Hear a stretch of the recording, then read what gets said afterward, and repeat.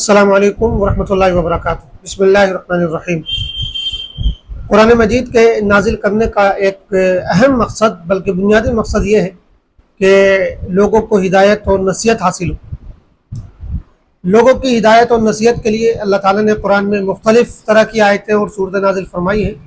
انہی میں ایک خاص قسم ان صورتوں کی اور آیتوں کی ہے جن میں انبیاء کے واقعات بیان کیے گئے ہیں، جن میں نبیوں کے اور ان کی قوموں کے قصے بیان کیے گئے ہیں۔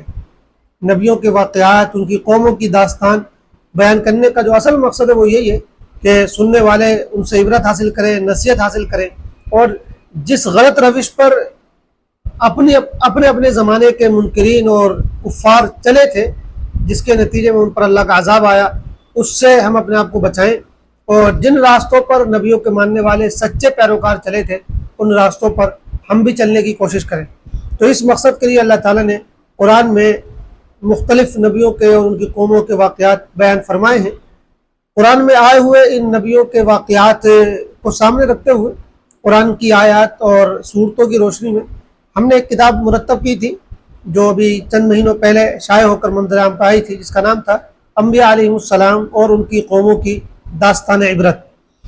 ہم نبیوں کے قصوں کا یہ سلسلہ شروع کر رہے ہیں، تو وہ اسی کتاب سے پڑھ کر آپ کو سنائیں گے انشاءاللہ۔ اللہ تعالیٰ سے دعا کریں کہ اللہ تعالیٰ ہم سب کو ان واقعات سے عبرت اور نصیحت حاصل کرنے کی توفیق عطا فرمائے، اور ہمیں صحیح راستے پر چلنے اور نیکیوں کا راستہ اختیار کرنا ہمارے لیے آسان فرمائے، آمین۔ سب سے پہلے ظاہر سی بات ہے جو نبی ہے وہ حضرت آدم علیہ السلام ہے۔ حضرت آدم علیہ السلام پہلے انسان ہیں۔ اللہ تعالیٰ نے ان کو بڑے اہتمام سے پیدا کیا۔ ان سے پہلے بھی کائنات میں بہت سی مخلوقات تھی، لیکن قرآن میں کہیں بھی کسی دوسری مخلوق کے پیدا کرنے کا ذکر ایسے اہتمام سے نہیں کیا گیا جیسا حضرت آدم علیہ السلام کی پیدائش کا کیا گیا ہے۔ اللہ تعالیٰ نے ان کو پیدا کرنے سے پہلے ہی کائنات میں یہ اعلان کروا دیا تھا کہ میں ایک نئی مخلوق پیدا کرنے جا رہا ہوں۔ اس نے فرشتوں کے سامنے بھی اپنے اس ارادے کا ذکر کیا۔ فرشتوں کو اس پر کچھ اشکالات پیدا ہوئے، اللہ تعالیٰ نے ان کے اشکالات کو دور کیا اور ان کے سامنے حضرت آدم علیہ السلام کی عظمت کو اجاگر کیا۔ ان کی عظمت کا اظہار دو طریقوں سے کیا گیا۔ ایک تو انہیں ایسا علم عطا کیا گیا جو فرشتوں اور دوسری مخلوقات کو نہیں دیا گیا تھا۔ پھر سب کے سامنے ان کے علم کے جلوے دکھائے گئے۔ فرشتوں سے کچھ سوالات کیے گئے تو انہوں نے اپنی لا علمی کا اظہار کیا، جبکہ حضرت آدم علیہ السلام نے بلا جھجک ان کا جواب دے دیا۔ دوسرا یہ کہ فرشتوں کو حکم دیا گیا کہ وہ آدم کے سامنے جھک کر ان کی عظمت کو تسلیم کریں۔ ابلیس کے سوا سارے فرشتوں نے حکم کی تعمیل کی۔ یہیں سے آدم اور ابلیس کی رقابت شروع ہوئی۔ سورہ بقرہ کے 4 رکوع میں تفصیل سے یہ واقعہ بیان کیا گیا ہے۔ دیگر صورتوں میں بھی اس قصے کو ذکر کیا گیا ہے، کہیں مختصر کر کے اور کہیں تفصیل کے ساتھ۔ اللہ تعالیٰ نے حضرت آدم علیہ السلام کی تنہائی دور کرنے اور ان کی انسیت کا سامان کرنے کے لیے ان کی بیوی حضرت حوا کو پیدا کیا۔ پھر دونوں کو حکم ہوا کہ جنت میں آرام سے رہیں، جہاں چاہیں گھومے پھریں اور جو چاہیں مزے سے کھائیں پیئیں، بس ایک درخت کے قریب جانے سے روک دیا گیا۔ سورہ اعراف میں ارشاد ہے وَيَا آدَمُ اسْكُنْ أَنْتَ وَزَوْجُكَ الْجَنَّةَ فَكُلَا مِنْ حَيْثُ شِئْتُمَا وَلَا تَقْرَبَا هَٰذِهِ الشَّجَرَةَ فَتَكُونَا مِنَ الظَّالِمِينَ۔ اور اے آدم، تم اور تمہاری بیوی دونوں جنت میں رہو، جہاں جس چیز کو تمہارا جی چاہے کھاؤ، مگر اس درخت کے پاس نہ پھٹکنا ورنہ ظالموں میں سے ہو جاؤ گے۔ سورہ اعراف آیت نمبر 19۔ شیطان نے دونوں کو ورغلایا، اس کے بہکاوے میں آ کر دونوں نے اس پھل کو کھا لیا۔ اس کا نتیجہ یہ ہوا کہ ان کا ستر کھل گیا۔ دونوں جنت کے پتوں سے اپنے بدن کو ڈھانکنے لگے۔ اللہ کی طرف سے تنبیہ کی گئی کہ میں نے تم کو اس درخت کے پاس جانے سے منع کیا تھا، پھر تم نے ایسا کیوں کیا؟ کہنے لگے کہ ہمارے رب، ہم سے غلطی ہو گئی۔ ربنا ظلمنا انفسنا وان لم تغفر لنا وترحمنا لنکونن من الخاسرین۔ اے ہمارے رب، ہم نے اپنے اوپر ستم کیا، اب اگر تو نے ہم سے درگزر نہ فرمایا اور رحم نہ کیا تو یقیناً ہم تباہ ہو جائیں گے۔ سورہ اعراف آیت نمبر 23۔ پھر اللہ تعالیٰ نے اپنی اسکیم کے مطابق دونوں کو جنت سے زمین پر بھیج دیا۔ انہیں زندگی گزارنے کی تمام ضروری چیزوں کا علم دیا گیا۔ ساتھ ہی اللہ تعالیٰ نے انہیں اپنا نبی بھی بنایا اور زندگی گزارنے کا طریقہ بھی سکھا دیا۔ انہیں بتایا کہ کن چیزوں سے اللہ پاک خوش ہوتا ہے اور کن چیزوں سے ناراض۔ گویا انہیں مادی اور روحانی دونوں طرح کی ضروری باتوں کی تلقین کر دی گئی۔ اس طرح حضرت آدم پہلے انسان بھی ہیں اور پہلے نبی بھی۔ آدم علیہ السلام کے ساتھ میں ابلیس شیطان کو بھی زمین پر اتارا گیا تھا اور اس نے قسم کھائی تھی کہ وہ آدم کی اولاد کو گمراہ کر کے چھوڑے گا۔ اسی لیے زمین پر بھیجتے وقت اللہ تعالیٰ نے حضرت آدم اور ان کے واسطے سے ان کی اولاد کو یہ نصیحت کی تھی کہ میں وقتاً فوقتاً اپنے رسولوں کو تمہارے درمیان بھیجتا رہوں گا، میری ہدایت تم تک پہنچتی رہے گی، تم پر ضروری ہوگا کہ میری ہدایت کی اتباع کرو اور میرے رسولوں کی بات مانو۔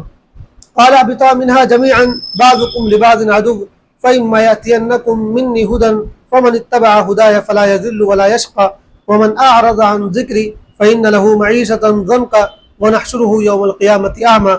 فرمایا تم دونوں فریق یعنی انسان اور شیطان یہاں سے اتر جاؤ، تم ایک دوسرے کے دشمن ہو۔ اب اگر میری طرف سے تمہیں کوئی ہدایت پہنچے تو جو کوئی میری اس ہدایت کی پیروی کرے گا وہ نہ بھٹکے گا نہ بدبختی میں مبتلا ہوگا، اور جو میری نصیحت سے منہ موڑے گا اس کے لیے دنیا میں تنگ زندگی ہوگی اور قیامت کے روز ہم اسے اندھا اٹھائیں گے۔ سورہ طٰہٰ آیت نمبر 123-124۔ زمین پر بسنے کے بعد حضرت آدم کی بہت سی اولاد ہوئی۔ انہوں نے جہاں اپنی اولاد کو ضروریات زندگی کی تعلیم دی، وہیں انہیں اللہ کے دین اور اس کی شریعت کی تعلیم بھی دی۔ وہ خود بھی اللہ کے دین پر عمل کرتے اور اپنی اولاد کو بھی اس پر عمل کرنے کا حکم دیتے۔ ان کی شریعت کی دو چیزوں کا ذکر تو خود قرآن میں موجود ہے، قربانی اور دوسرے تدفین کا طریقہ۔ سورہ مائدہ آیت نمبر 27 سے 31 تک انہی دونوں چیزوں کا تذکرہ کیا گیا ہے۔ حضرت آدم علیہ السلام کے سلسلے میں قرآن نے جو کچھ بیان کیا ہے اس سے دو باتیں صاف طور پر پتہ چلتی ہیں۔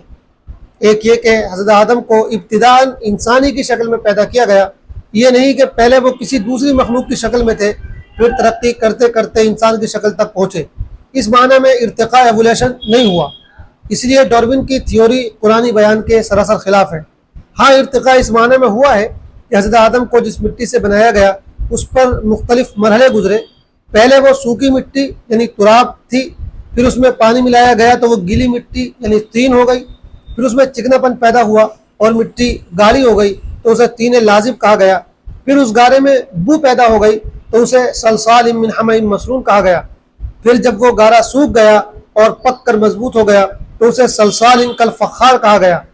یہ سارے مرحلے اس مٹی پر آئے جس سے حضرت آدم کی تخلیق ہوئی۔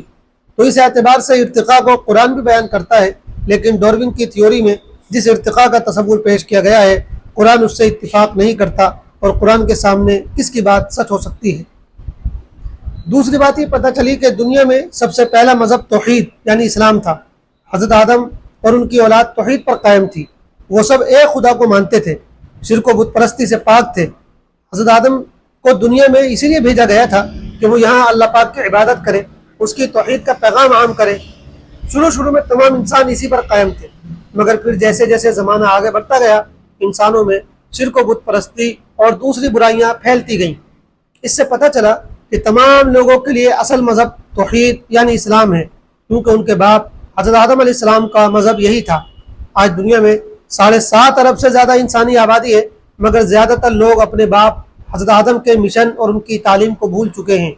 شیطان نے انہیں بہکا دیا ہے، وہ انہیں ان کے باپ کے راستے سے ہٹا کر گمراہی کے راستے پر لے گیا ہے۔ یہ کتنے افسوس کی بات ہے کہ انسان اپنے باپ کے طریقے کو چھوڑے ہوئے ہیں اور اپنے دشمن ابلیس کے راستے پر چلتے چلے جا رہے ہیں۔